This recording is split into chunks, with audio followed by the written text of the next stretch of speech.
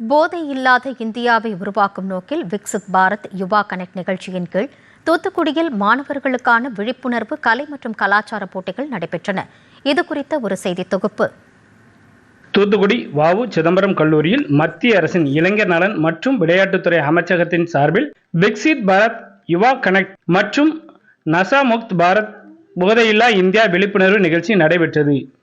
மாய் பாரத் கேந்திரா தூத்துக்குடி மாவட்ட ஒருங்கிணைப்பாளர் ஞானச்சந்திரன் தலைமையில் நடைபெற்ற இந்த நிகழ்ச்சியில் தூத்துக்குடி மாநகராட்சி மேயர் ஜெகன் பெரியசாமி நசாமுக்த் உறுதிமொழி இயக்கத்தில் கையெழுத்திட்டு குத்துவிளக்கேற்றி போட்டிகளை தொடக்கி வைத்தார். தொடர்ந்து மாணவ மாணவியர்கள் போதைப் பொருளுக்கு எதிரான உறுதிமொழி எடுத்துக்கொண்டனர். 2047 ஆண்டுக்குள் இந்தியா வளர்ந்த நாடாக உருவாக இளைஞர்கள் போதை பழக்கங்களுக்கு அடிமையாகாமல் திறன் மிக்கவர்களாக உருவாக வேண்டும் என்று நிகழ்ச்சியில் பேசியவர்கள் எடுத்து கூறினர்.